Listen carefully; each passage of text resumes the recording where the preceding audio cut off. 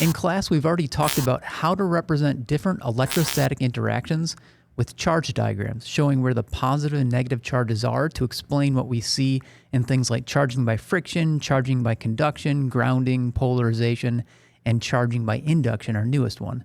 In this video, I just want to quickly walk you through how could we represent all of those same electrostatic interactions, not by showing all the charges, but just by showing the net charge on the objects. And this is something that we need to understand because sometimes when you look at a charge diagram in, let's say, an AP Physics textbook or an AP problem, they're only showing the net charge. They're not showing all the charges. So I'm just going to quickly walk you through each of those examples, remind you what we did showing all the charges, and then talk about how do we just show the net charge. So this was our example of charging by friction. A neutral balloon rubbed on neutral hair, and things that are neutral have the same number of positive and negative charges. There's no significant electrostatic interaction. Well, we know that the balloon has a greater affinity for electrons. It strips some of the electrons off of the hair when it's being rubbed back and forth. And we just show the electrons that were on the hair are on the bottom of the balloon. And it's an insulator, so they don't distribute over the balloon. They just kind of stay where they were deposited. Well, if we're going to show the net charge of the balloon and the net charge of the hair, the net charge of each is 0. And so if we're only showing the net charge, we don't draw any pluses or minus on the hair or the balloon. Drawing no positive or negatives means those things are electrically neutral. Well, if we look at the after state, there's extra electrons on the bottom and it's still neutral on top. So we're just going to draw the excess or the net negative charge on the bottom of the balloon. And the hair has a net positive charge. There's 4 pluses, 1 minus, and so in total it just has a net positive 3 charge. This was our example of charging by conduction. When we have a charged conductor, let's say a negatively charged Van de Graaff, touching another conductor that's not grounded. And we know human beings are conductors. So if you touch a negatively charged Van de Graaff, you get shocked. Why? Because some of the excess negative charge that's pushing each other away or repelling each other gets transferred to you. And so during contact, electrons get transferred. And in the end, you end up with more electrons than you had, so you gain a negative charge. And this thing lost some of its excess electrons, not all of it, so it still gains a negative charge.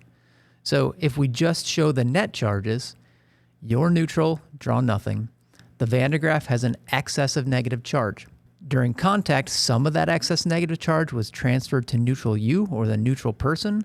And so now the person has a small net negative charge, and the Van de Graaff still has, or the conductor still has a net negative charge. It's just a little less net negative than before.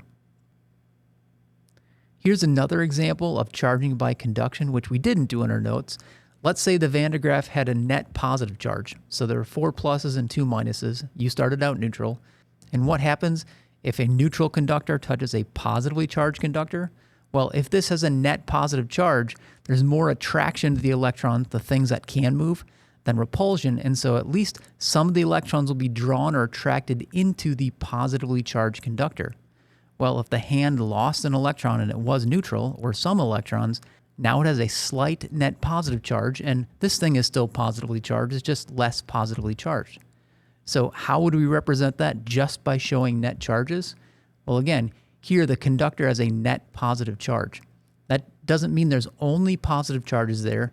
That just means there's more pluses than minuses. When the other conductor, or in this case a person, ungrounded person, comes in contact with this positively charged thing, this more positively charged thing attracts an electron out of the hand, and so it kind of like uncovers a proton that was already covered up here by an electron that was neutral, and so in the end, both becomes positively charged. Here was our example of grounding. When a charged conductor gets touched by something connected to ground, whether it's a person or another conductor, that thing becomes neutral. And remember, this right here is our symbol for ground. So if this is attached to something, that means it's grounded. This is an insulating rod, and so this thing remains ungrounded. There's no charge transfer between ground and the sphere. So if you touch a negatively charged Van de Graaff, all of the excess electrons essentially get transferred to ground, and in the end, since you're still touching ground, you're neutral, and this thing is now neutral. So here's what that looks like, just showing the net charges. The excess negative charge, when grounded, all transfer to ground, and in the end, both the person and the originally charged conductor are both neutral. Here were both of our examples of polarization. On the left was our example of polarization of an insulator. So we have a balloon that's made out of an insulating material far away from a net negatively charged thing.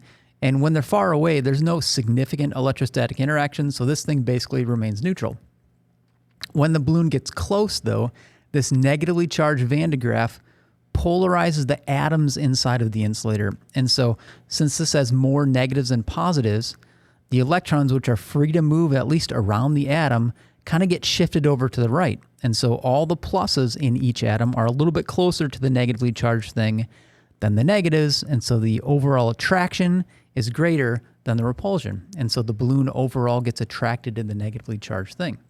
This was our example of polarization with a conductor. Again, when these two things are far away, a neutral conductor far away from a positively charged conductor, there's no significant polarization. But when it gets close, the electrons inside the conductor, they're free to move wherever they're forced to. In a conductor, it allows the free movement of charges. And so we can draw, the majority of the electrons all next to the left-hand side because it's attracted to that positively charged conductor. So what would these charge diagrams look like if we were just showing the net charge? Let me show you. Here we have our net negatively charged conductor far away from a neutral balloon. There's no polarization happening inside of here because it's at a far distance, and so we draw no charges. When we get close, though, we're going to show the individual polarization of the atoms, and so we're going to represent this the same way, just like when we were showing all the charges, although it's going to look a little bit different for conductors. So again, here we have our positively charged conductor far away from a neutral metal, no significant polarization, we draw nothing. But when it's close, remember, the electrons kind of shift over to the left side, and we drew those evenly distributed positive charges. Well, remember, when there's a positive and negative next to each other, it's kind of like they cancel out. And so the polarization of a conductor has kind of like a net negatively charged one side and a net positively charged the other side. Well, since this conductor is close to a positively charged conductor, this is attracting the mobile electrons. So all the electrons kind of shift over a little bit, and it's still kind of neutral in the middle, but the left is net negatively charged. And now the protons that were already there, they kind of became uncovered because the electrons shifted over. So now the right side has a slight net positive charge. This thing is still a neutral conductor. It's just a polarized neutral conductor. Our last example was the most complex, and this was the process of charging by induction. Quick review. Charging by induction involves polarization of a conductor and then grounding a polarized conductor and then removing ground.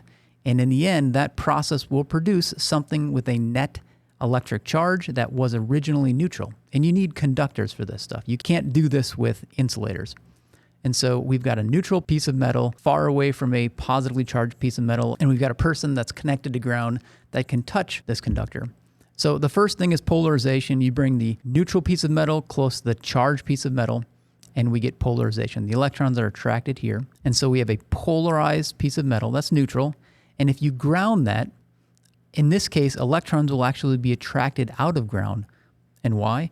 Because when two conductors are touching, technically it's just now one big conductor.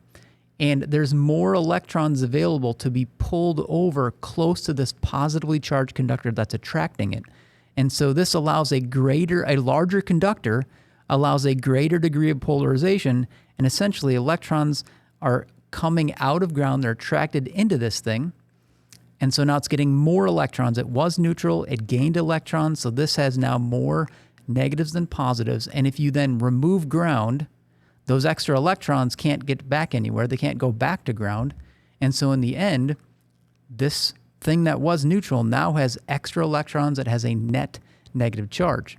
But because this person, they're still grounded, that means they're going to remain neutral. So the last thing we're just going to show is what does this look like just showing the net charges. So we've got the person connected to ground, they're neutral, show nothing. We've got our initial neutral conductor, show nothing, it's far away, there's no polarization happening. When you bring the neutral conductor close to the charged conductor, it gets polarized. It's attracting electrons, so the electrons shift to the right side, the protons get uncovered on the left side. So we have our slightly negatively charged right side and our slightly positively charged left side. And then you need to ground the polarized conductor. And again, remember, this thing is attracting electrons from this. And once ground is connected, there's more electrons to be attracted towards it. They can't get there because there's no contact made, but it's attracting electrons from a distance into this polarized conductor. So this is gaining some extra electrons.